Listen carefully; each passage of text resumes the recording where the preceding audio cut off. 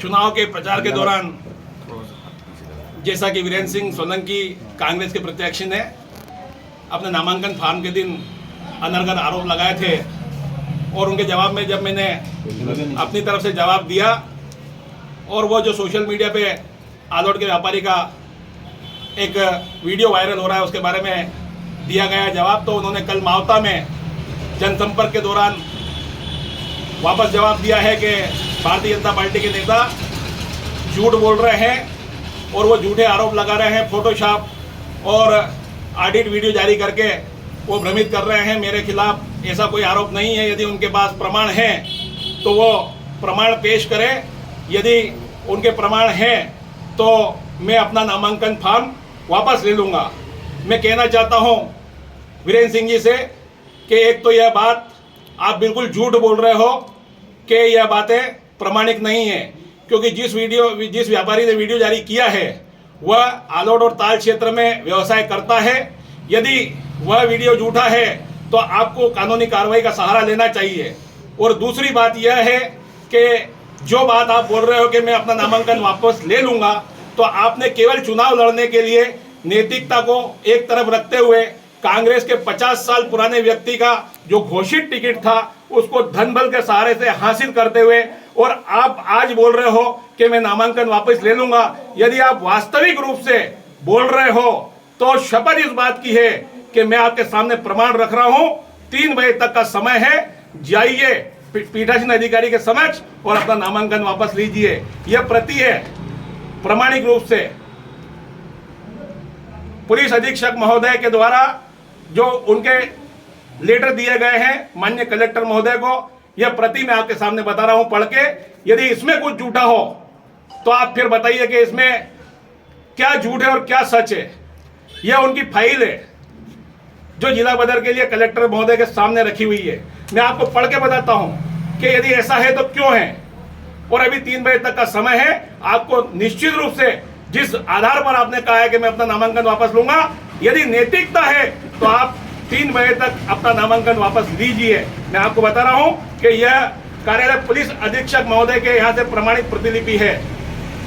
कार्यालय पुलिस अधीक्षक के कार्यालय की यह प्रमाणित प्रतिलिपि है।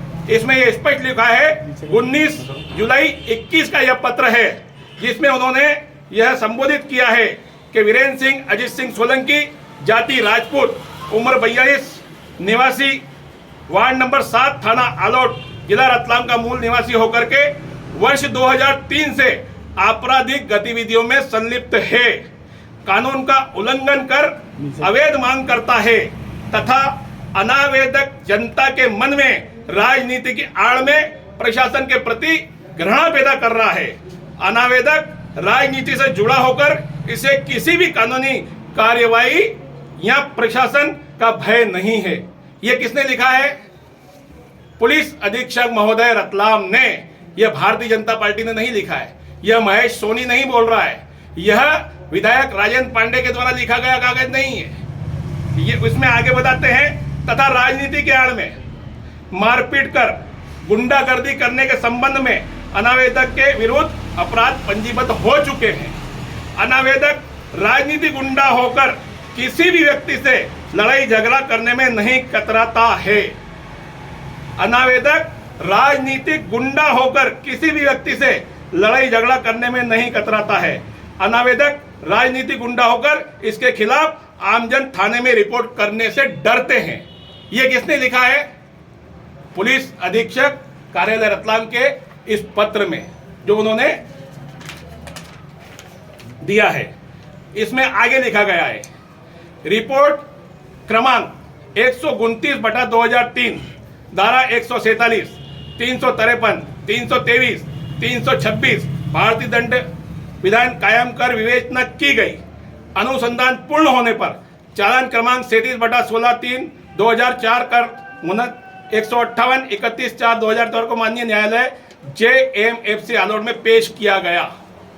आगे लिखा है, आवेदक मनोज कुमार काला, पिता गोवर्धन लाल काला पोरवाल, उम्र 42 साल, निवासी राजेंद्र मार्ग, ताल थाने द्वारा लेखी आवेदन पेश किया। आवेदक को जान से मारने की धौंस थी। आरोपी अनावेदक वीरेंद्र सिंह द्वारा आवेदक के साथ अपने साथी गणों के साथ मिलकर मारपीट करने व जान से मारने की धौंस दी। ये उस पत्र में लिखा है। अंतिम आखिरी में लिखते हैं, अतः अनुरोध आवेदक वीरेंद्र सिंह पिता अजित सिंह सोलंकी जाति राजपूत निवासी 42 साल निवासी वार्ड नंबर 7 जिला आलोट जिला रतलाम के विरुद्ध मध्य प्रदेश राज्य सुरक्षा अधिनियम 1990 की धारा 5 के अंतर्गत रतलाम व अन्य सीमावर्ती जिला मंदसौर नीमच उज्जैन जिले की सीमाओं से निष्कासित करने का आदेश पारित करने की कष्ट करें। ये लिखा है पुलिस अधीक्षक रतलाम जिले ने। यह प्रमाणित प्रतिलिपि है। दूसरा, उसके पश्चात माननीय कलेक्टर महोदय का भी मैं आपको वक्तव्य सुना देता हूं। इसमें लिखा है, मध्य प्रदेश राज्य सुरक्षा अधिनियम 1990 की धारा 5 का ख के अंतर्गत रतलाम जिला एवं सीमावर्ती जिले धार, झाबुआ, मंदसौर एवं उज्जैन जिले की राज्य सीमाओं से निष्कासित किए जाने हेतु पत्र प्राप्त हुआ है। यह पत्र उनका। अब इसके बाद में यदि बात की जाए कलेक्टर महोदय के द्वारा न्यायिक जिला दंडाधिकारी ये पत्र है, ये पत्र भी इसमें संलग्न है। एतद द्वारा आपको आलेखित किया जाता है कि पुलिस अधीक्षक रतलाम जिले के प्रतिवेदन अनुसार वर्ष 2003 से आपराधिक गतिविधियों में संलिप्त होकर आपके जीवन यापन का कोई वैध एवं निश्चित साधन न होकर आप आवारा किस्म के व्यक्ति हैं। ये इसमें स्पष्ट लिखा हुआ है।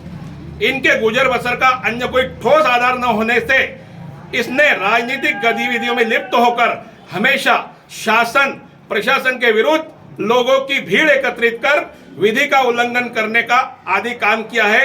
आए दिन प्रशासन पर राजनीतिक दबाव बनाता है एवं कानून का उल्लंघन कर अवैध मांग कर जनता के मन में राजनीति की आड़ में प्रशासन के प्रति घृणा पैदा करने जैसे अपराधों को ही अपने जीवन यापन का साधन बना लिया है।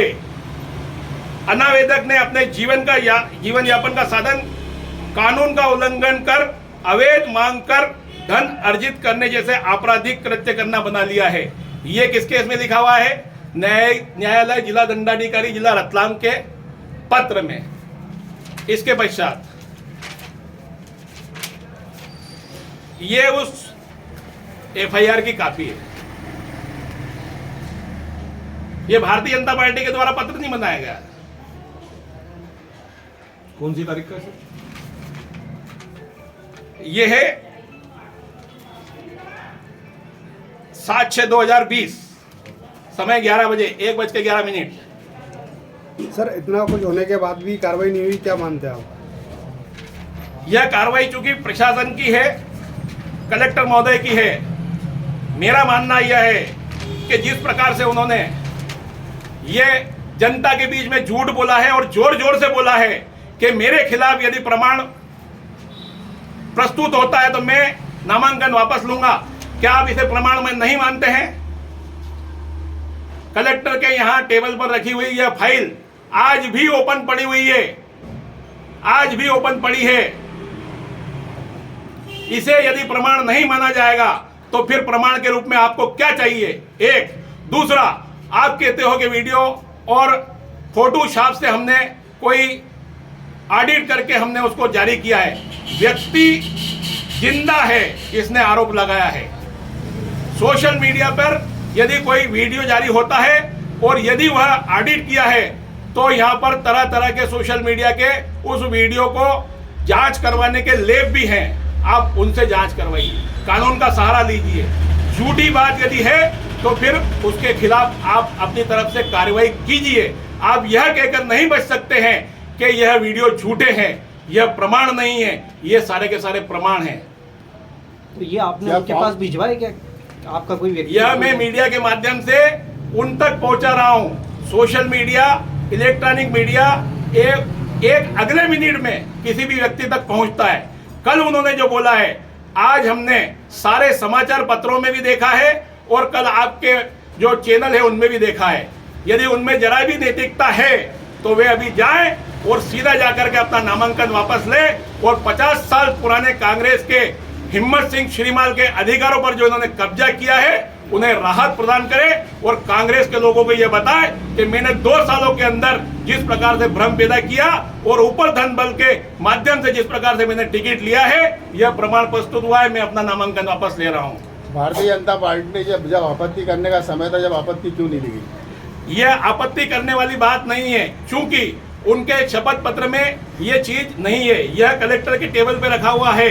यह विचाराधीन प्रकरण है और जब उनके ऊपर यह कार्रवाई हुई है तो यह जिला बदर की कार्रवाई केवल किसी के कहने भर से नहीं होती। एक प्रकरण दो प्रकरण दर्ज होने से नहीं होती है। जिला बदर की कार्रवाई का स्वरूप आप जानते हैं। अनेक प्रकरण इस प्रकार के होते हैं और जिस प्रकार से मैंने आपको पढ़ के बताया है यह इसके अंदर फाइल में लिखा हुआ है।